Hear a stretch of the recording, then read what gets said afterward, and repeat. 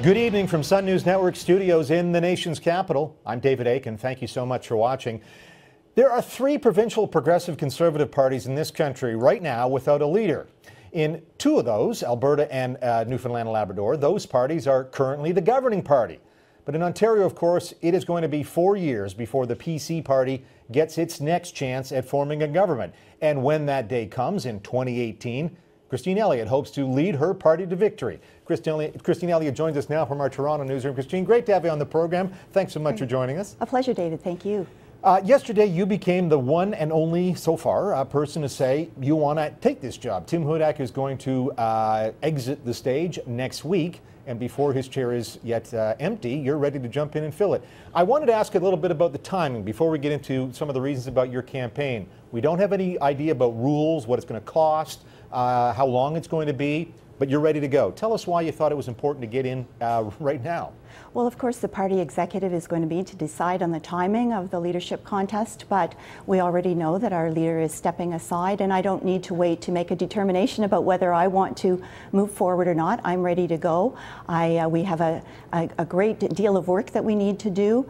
The voters of Ontario gave us a very clear message on June the 12th that we're not connecting with the things that matter with them. So I'm ready to step up to it, and I'm ready to lead.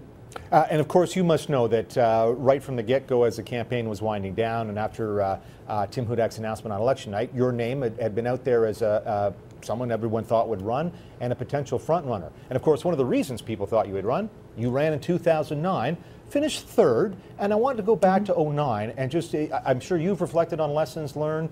What was it about that campaign that you learned then that's going to make you a better candidate now? Well, I think part of it is letting your intentions be known early. I think that there was some confusion last time around, but this time I'm ready to go.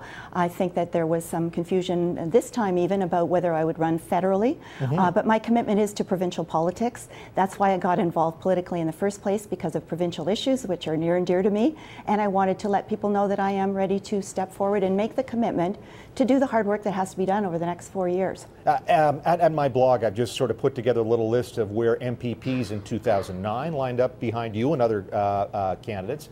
Where this time is happening, you've got 7 in your caucus. That's 1/4 of your caucus. That sounds pretty good to me. And then there's MPs as well. MPs, the Conservative MPs, played quite a reasonably active role last time around. I expect they will this time.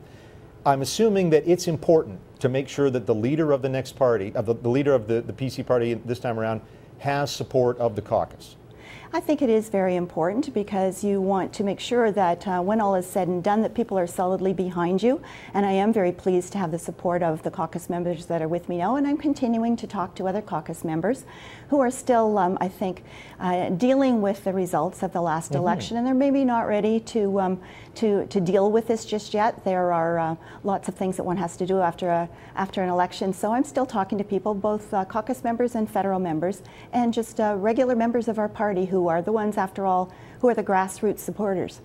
I know it's just day 2 of the campaign for you, but I'm going to ask you about some of the things you'd like to do. In 2009, one of the sort of flagship proposals you had you won, was to campaign on a flat tax proposal. I think flat tax of 8%. That's something a lot of small C conservatives around the country would like to see somebody put on a ballot. It's not really been done very much. Any thoughts about that idea this time around? Well, I don't have any specific thoughts about policy right now because I think we really need to do the hard work of building our party from the ground up again. We've got to talk to people. I think it's really important to listen to what people have to say, because I know that there are a lot of people that are not very happy with the way things went in this last election. So I'm not going to make any commitments at my point right now. I think I need to listen to my caucus members, listen to the people in the party, listen to all the grassroots people, to find out what they want, and to Ontarians generally to find out why we didn't connect with them, and to develop good, solid public policy that's going to make a difference across the province.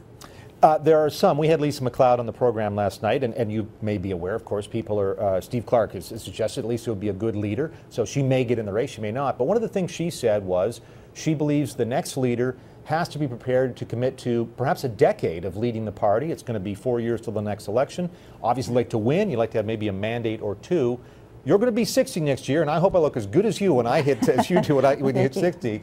But that takes you nearly to past 70 if you want to go for a decade. Do you think a decade is about it? Are you ready to make that kind of commitment? I'm absolutely ready to make that commitment. I'm both physically and mentally tough enough to do this.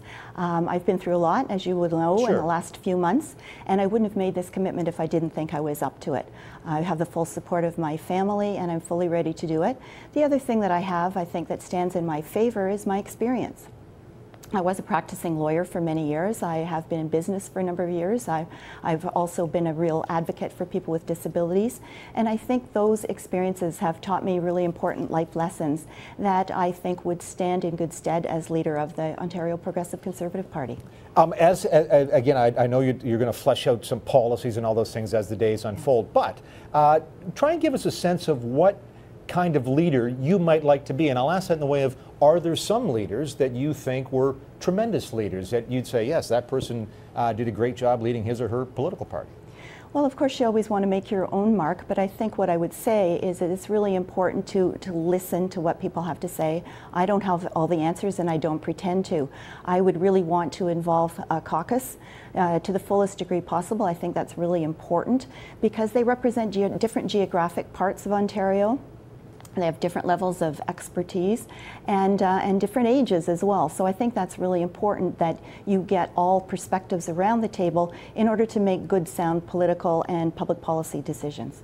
And just some sort of geeky questions for those Conservatives who may be watching and might want to participate in this race or whatever.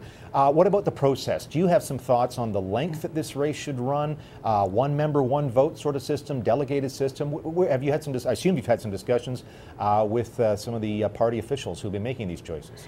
Well, of course, the party executive is going to make their own decisions on this, but I wouldn't want to see us wait too long because I think we've got a lot of work to do to rebuild our party over the next 4 years so that we can form government after that. But I do understand that some party members are feeling that we do need to take a period of time to ponder what's happened and to think about where we want to go in the future.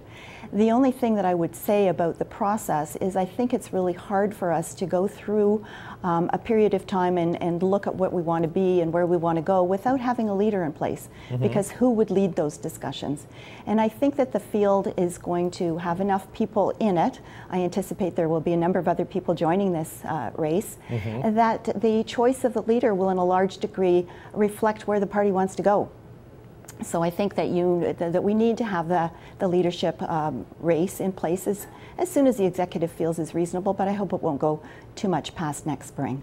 And one member, one vote? Does that sound like a good, I mean, a lot of parties are doing it that way now? Yes, I think that's our party's tradition, and I don't expect that will change, although that's not in my control. That's up to the party executive to decide. Well, Christine Elliott, I hope we'll have you on as the race gets heated up and you know who you're up against. Thank you so much and good luck. Wonderful to join you. Thanks, David.